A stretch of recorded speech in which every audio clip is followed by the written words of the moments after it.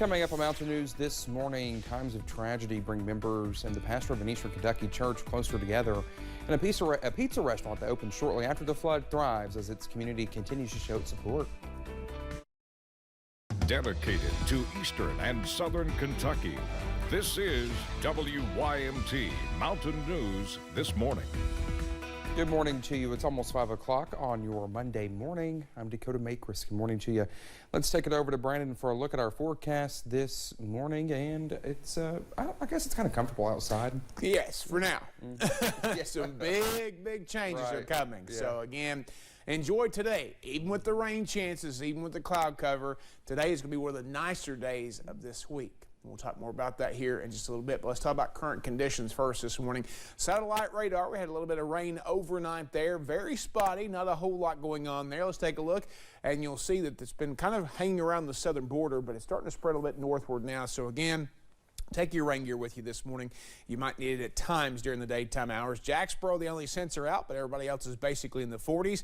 One exception, Clintwood is at 39 this morning, but temperatures are actually going up. The breeze is coming in from the south, and that's bringing in some warmer air. So enjoy today, even with the overcast skies, even with the rain chances, because some big changes, and I mean big changes, are on the way as we get ready to wrap up January and start February. A normal day to a little extra on your coffee meter, a little extra because it's Monday once again, but normal day temperature-wise as we hit the out-the-door forecast. Again, take your rain gear just in case. You may need it at times today. Temperatures top out in the low 50s this afternoon. Now tonight, tomorrow, next couple of days, things are going to get a bit iffy. I'll talk more about that coming up in just a few minutes. Dakota?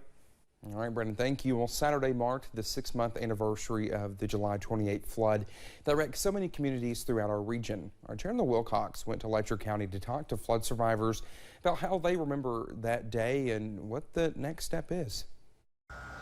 Water now sits below the creek banks, but the mental replay of it so many feet higher has changed perspectives. Life has changed for everybody.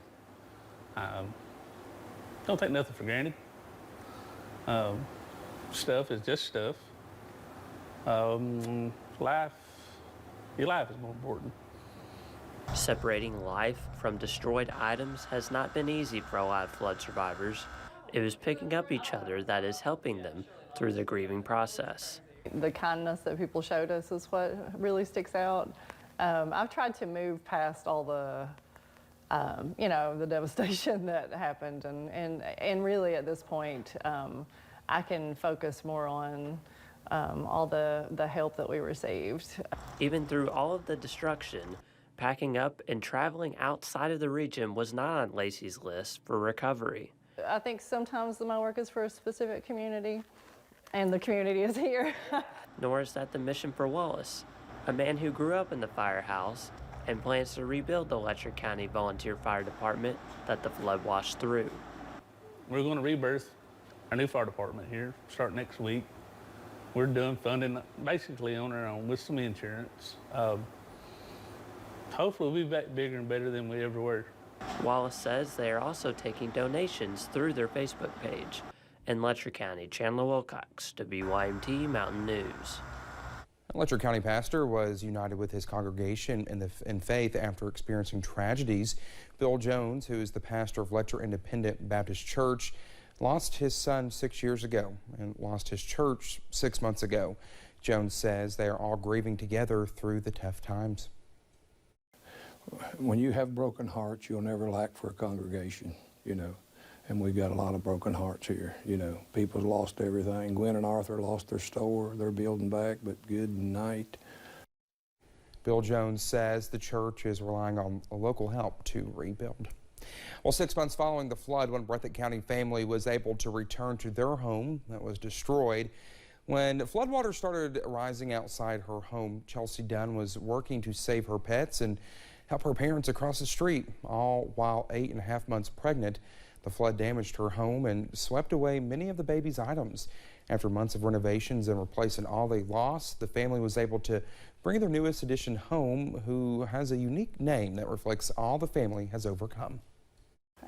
One of our nice volunteers, I think he was from Morgan County, came and mentioned that the baby's name either needed to be Flood or river, one of the two. And I just loved that idea. So we went with River Slade. Well, the Dunns say River is definitely the sunshine after the storm, and not just for their family, but for the community. They say the little boy has come to be known as the baby that came from the flood. Well, one Floyd County restaurant, which reopened shortly after the flood, is still doing business, and the owner says they've even grown.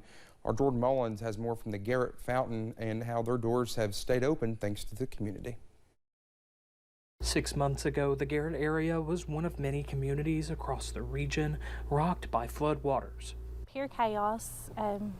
From everywhere you could look, there was people that were getting devastated. They lost their home, people lost their businesses, their place of work.